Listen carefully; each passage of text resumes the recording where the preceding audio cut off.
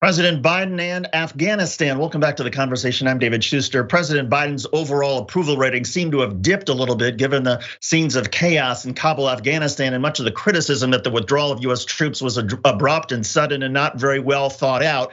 However, there is a feeling among at least some Democratic strategists that this may actually be a political super stroke for Joe Biden. In other words, that this may benefit him in huge ways politically. Here to talk about that is Chuck Rocha, is a former senior advisor for the Bernie Sanders for President campaign. Chuck, why would this be a masterstroke for Joe Biden politically?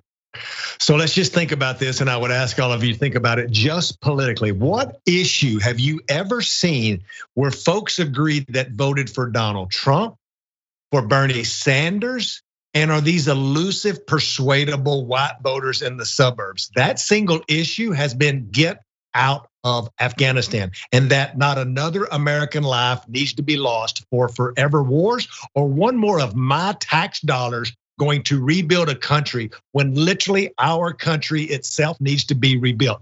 We can argue all the nuances of how it went down, the timing, the horrible images from the airport, but there's something politically that's aligned here that I've never seen before, where you've had Donald Trump saying, let's get out of Afghanistan and end this war, and Bernie Sanders and the progressive left making this a pillar of what progressive values are supposed to stand for, which are ending these forever wars. I mean, I agree with you. I do think that there is this unifying force among the Bernie Sanders progressives, some of the Donald Trump Republicans about ending these endless wars. But there's also a certain feeling, I think, that a lot of people have that these have to be ended in a way that is effective. And does the calculation change if, in fact, the Taliban goes on some sort of massacre, becomes a bloodbath, and so many Afghans get left behind that help the United States? And there is this feeling that at least has permeated the media so far that, well, America has turned its back on tens of thousands of people. I think you have to separate that narrative when you talk about it in the terms of pure politics and policy. One would be, obviously, if something bad happens, if the Taliban were, and I don't want to use hypotheticals, to do something that caused loss of life or massive loss of life, that would be definitely something that America would care about and the American voter would care about. But I think the more chaos that happens there could also be used. And as a strategist, I would use that as a positive for the reason that we got out to begin with. After 20 years of war and trillions of dollars, this place ain't no better off than it was the day we walked into it, is an argument I can make every day and twice on Sunday in a marginal congressional seat. There's also an argument that a lot of Americans simply don't understand Afghanistan, don't really care about Afghanistan, and therefore it's wise politically, if you are a leader, to say, okay, you know what, the American people are not that invested in Afghanistan's success or failure. They are invested in the loss of blood and treasure, so let's cut our losses, let's stop our treasure that's being spent over there and come home. David, I think you make a great point. We like to hypothesize and use these big names and these big words and these Ivy League professors who are on TV right now talking about this horrible thing that's going on. And it is horrible. And we should deal with what we do with refugees and the way that we get our American citizens out of there and the folks that helped our soldiers every single day. That's a separate conversation than what I'm talking about today. The point you're making, I think, is the most important. Right now, if you threw a map on the board and asked Chuck Rocha, a 32-year political consultant, to find Afghanistan on one of them little globes that spins around, I ain't sure I could find it. And I can promise you 95% of the voters who we're trying to talk to get out and vote couldn't find it either. But they know how much they paid last year in taxes that are going to that place that they can't find on a map. Chuck, how important is competency in terms of comparison to an Afghan policy? And the reason I say that is because it does seem, at least some people in the media are saying this goes hand in hand, that to the extent that Joe Biden and his administration looks like it doesn't have competency in an Afghanistan withdrawal, it doesn't matter so much whether that's Afghanistan or vaccinations or anything else. If the American people see that this is an administration that can't do things the right way, regardless of what that decision is, that hurts them politically. How do you see it?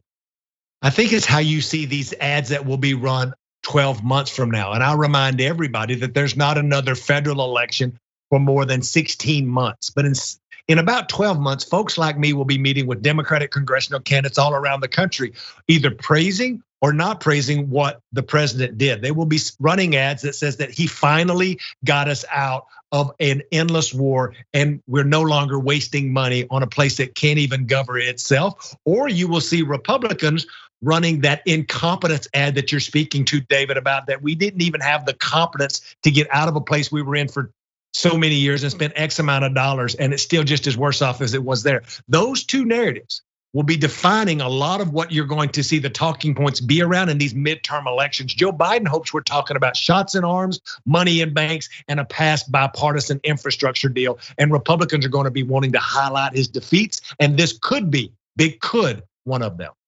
Given how those issues stack up, withdrawal from Afghanistan, the country, 70% vaccinated, still more to go, but at least for a while it looked like COVID was under control. Now there's the Delta variant, of course. Infrastructure deal seems to be in the work. People have gotten some relief checks. How strong a resume is that for Joe Biden, for the Democrats going into the 2022 midterms?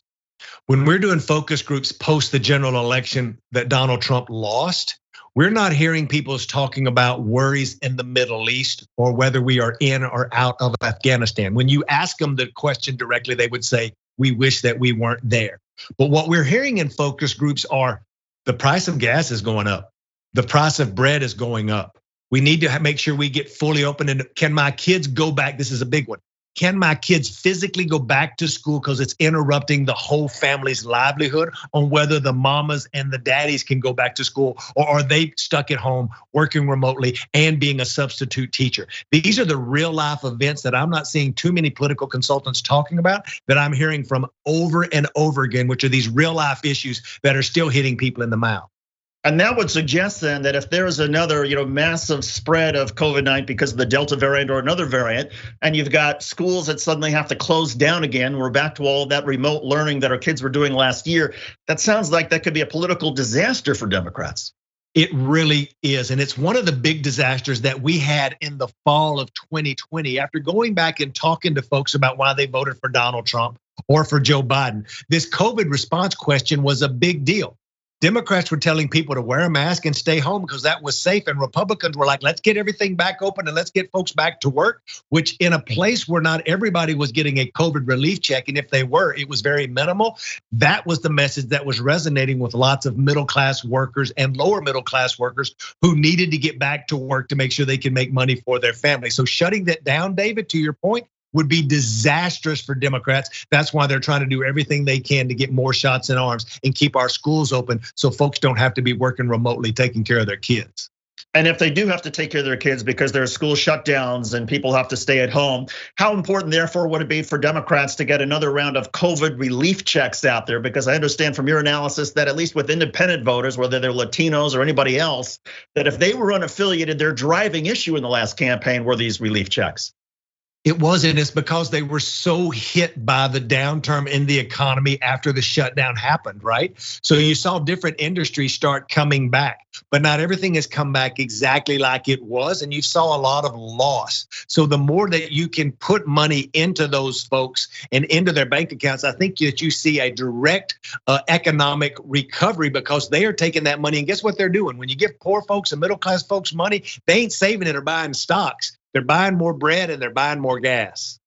We're also seeing the argument from some more centrist Democrats, and I think of Kristen Sinema and Joe Manchin, along with all the Republicans, that, well, wait a second, we can't be giving more money to people out there because we're gonna run up the debt, the deficit's gonna go even higher. How do those issues compare when it's a question of, okay, relief versus worries about the debt? How does that cut politically?